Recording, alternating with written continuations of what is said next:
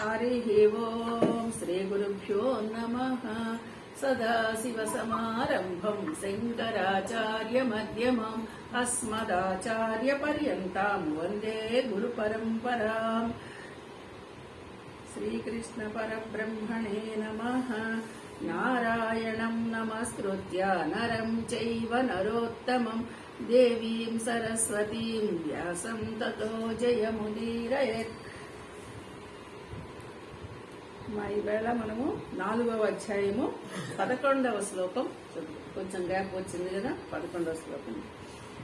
ఏం యథా మాం ప్రపద్యంతే తాం తథైవ భజామ్యహం మమ వర్త్మానువర్తంతే మనుష్యాః పార్థ సర్వశః. ఈ శ్లోకం దగ్గర మనం లాస్ట్ క్లాస్ లో ఆగాము. చూద్దాం. ఏ యథా మాం ప్రపద్యంతే తాన్ తథా ఏవ భజామి అహం మమ వర్త్మాన్ అనువర్తంతే మనుష్య పార్థ సర్వశః. చూడండి, ఎవరు ఎలాగైతే అనుసరిస్తారో వాళ్ళని అలాగే నేను అనుగ్రహిస్తాను. నిన్న అనుకోకుండా ఇదొకటి మనకి అక్కడ జరిగింది.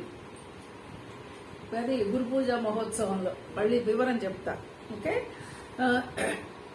ఇక్కడ చూడండి.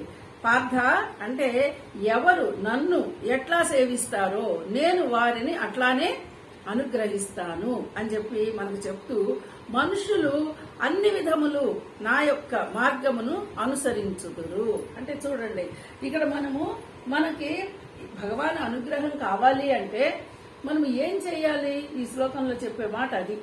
మనం భగవాన్ అనుగ్రహం కావాలంటే ఏం చెయ్యాలి అంటే భగవంతుడిని అనుసరించాలి.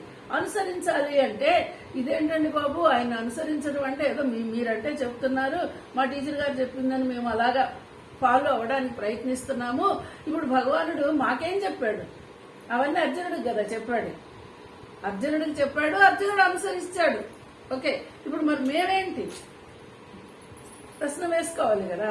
నేను చెప్పినట్టు నన్ను అనుసరించండి అని భగవానుడు అన్నాడు అని మామూలు మాటలో అనుకుంటే ఇప్పుడు మీకు ఒక సందేహం రావాలి.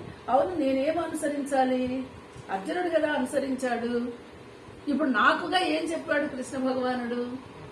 ఈ పాయింట్ అర్థం కావు. అర్జునుడికి చెప్పిన విషయమేమో మనకి ఎంతసేపు యుద్ధానికి సంబంధించినటువంటిదే జ్ఞాపకం వస్తుంది. ఆధ్యాత్మిక తత్వము మీకు అర్జునుడి విషయంలో తొందరగా గుర్తు రాదు. అర్జునుడి విషయంలో ఏం బోధించాడు అంటే మీరేమంటారు? యుద్ధం చేయించాడని, ధర్మాన్ని నిలిపాడని, దానికి కావలసిన సరంజామా అన్ని అధ్యాయాల్లో చెప్పాడు. ఇదే జ్ఞాపకం వస్తుంది. కానీ ఆత్మతత్వము, ఆధ్యాత్మిక మార్గము ఇది కదా గుర్తు రావాలి మనకి. ఇప్పుడు ఇది మనకు గుర్తు రావాలి. ఇది మనకు గుర్తు రావాలంటే ఇక్కడ ఎలా మనం ఆలోచించాలి?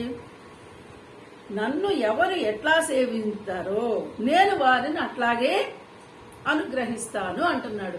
మరి మనం ఎట్లా అనుసరిస్తున్నాము, ఎట్లా సేవిస్తున్నాము? ఇది మనకి మనంగా వేసుకోవాల్సిన ప్రశ్న. నేను భగవానుడిని అనుసరిస్తున్నానా? అనుసరించడం అంటే శ్రీకృష్ణ భగవానుడు ఏ విధంగా అయితే చెప్పాడో నేను ఆ విధంగా ఉండగలుగుతున్నానా? అర్జునుడికి బోధించిందే అది, కానీ అది మన కోసం కామ క్రోధ లోభ మోహ మద మాశ్చర్యాలు అని వదిలిపెట్టగలిగానా? నేను ఆత్మతత్వాన్ని అర్థం చేసుకున్నానా? ఈ భావన వెంటనే స్ఫురించాలి. స్ఫురించకపోతే భగవానుడు ఏం చెప్పాడో మనకి గుర్తుకు రాదు. కాబట్టి భగవానుడు చెప్పింది అర్థమైతేనే మనం దాన్ని అనుసరించగలం. మీరు ఏదైనా ఒక మాట ఎవరైనా చెప్పారండి, ఫలానా పని చేసుకురమ్మన్నారు, ఆ పని చెయ్యడానికి మీకు ఆ పని గురించిన అవగాహన ఉండి అర్థమైతే మీరు దాన్ని చేసుకొస్తారు.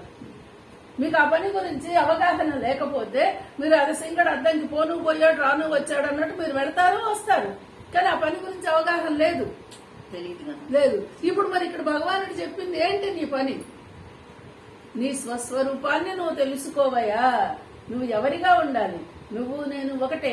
ఆ స్వస్వరూపాన్ని తెలుసుకొని నువ్వు నన్ను భజిస్తే అంటే నన్ను పూజిస్తే, నన్ను గుర్తించుకుంటే నువ్వెలా కావాలంటే అలాగే అంటే నేను దాన్నే నీకు అనుగ్రహిస్తా. అంటే మనం ఇప్పుడు ఎలా కావాలనుకుంటే మనకు అలాగే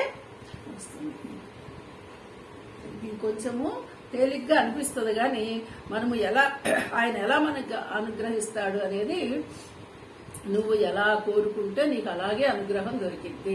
అలా అన్నప్పుడు మళ్ళీ వెంటనే మనకేమనిపిస్తుంది, ఓ నేను అన్ని ఉన్నతమైనయే కోరుకోవాలి కదా అని అనుకుంటామా, లేకుంటే నాకు కావాల్సిందే కోరుకుంటానా? ఇక్కడ చెప్పాడు కదా శ్రేయో మార్గం ప్రేయో మార్గం రెండని. నాకు శ్రేయస్సునిచ్చేదాన్ని ఇవ్వయ్యా అని అడుగుతామా పరమాత్మని? లేదు లేదు నాకు ఇష్టం వచ్చింది నాకు కావాల్సింది మనమని అడుగుతున్నామా? నువ్వు ఏది అడిగినా ఇస్తానంటున్నాడు, నీకు కావాల్సింది అడిగినా ఇస్తానంటున్నాడు, నీ శ్రేయస్సు గుర్చేదైనా ఇస్తానంటున్నాడు. మరి ఇక్కడ విఘ్నత ఎవరిలో ఉండాలి? మనలో ఉండాలి ఆ విఘ్నత. మనం దాన్ని తెలుసుకోవాలి. అందుకని ఇక్కడ ఈ శ్లోకము కొంచెం కష్టతరము.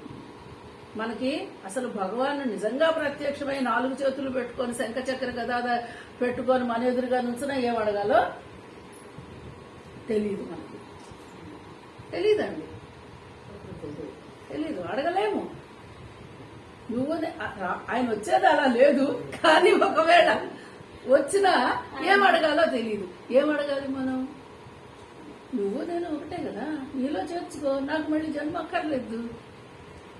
అది అడగటం చేత ఇద్దంటారా ఎవరికైనా? తెలుసుకున్నాక మరి ఇంకా అదే కదా అడగాలి, కానీ అడగటం ఆ టైంకి అడగటం చేత. అదే ఇక్కడ పాయింట్ అదమ్మా, ఆ టైంకి అప్పుడు నువ్వు అడగటం చేత ఇద్దా నీకు. అదే నేను ఆఖరి క్షణంలో ఎవరు ఏది తలిస్తే అదే ఇస్తానని 8వ అధ్యాయంలో చెప్పారు. మరి ఆఖరి క్షణంలో నువ్వు పరమాత్మను తలుసుకోలేకపోతున్నావు, నారాయణ అనలేకపోతున్నావు అని కూడా మనం ఎవరైనా చెప్పుకుంటున్నాం. మరి ఎందుకు అనలేకపోతున్నావు? ఎందుకు అనలేకపోతున్నావు అంటే మరి ఆ స్ఫురణకి రావాలి. సరే, ఇది కూడా అంతే. పరమాత్మని ఎదురుగా నిలబడ్డా కూడా ఏమడగాలో తెలుసు. అందుకే ఇక్కడ కొంచెము ఏమంటారు రహస్యంగా ఈ విషయం. ఎవరు ఎలాగా నన్ను భజిస్తారో అంటే నన్ను పూజిస్తారో, నన్ను జ్ఞప్తి అని ఉంచుకుంటారో వాళ్ళకి నేను అలాగే ఇస్తాను అని చెప్పి అన్ని విధములా నా యొక్క మార్గమును అనుసరించుచుందరు. ఇప్పుడు మరి అన్ని రకాలుగా ఆయన మార్గాన్ని అనుసరించమంటున్నాడు. అదే ఏం చెప్పాడో అది మనకు అర్థమైతే ఆ మార్గంలో మనం వెళ్తాము.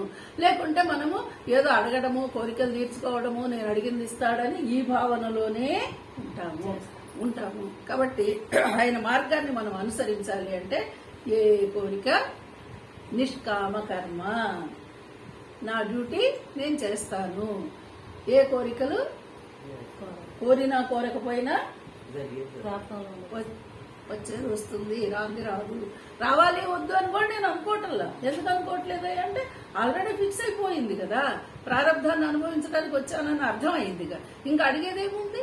కాబట్టి అలాగా అనుసరిస్తే అలాగే నేను అనుగ్రహిస్తాను. అంటే ఇప్పుడేంటి, నా భక్తులు నన్ను సేవించిన రీతికి అనుగుణంగా నేను వారిని అనుగ్రహించను.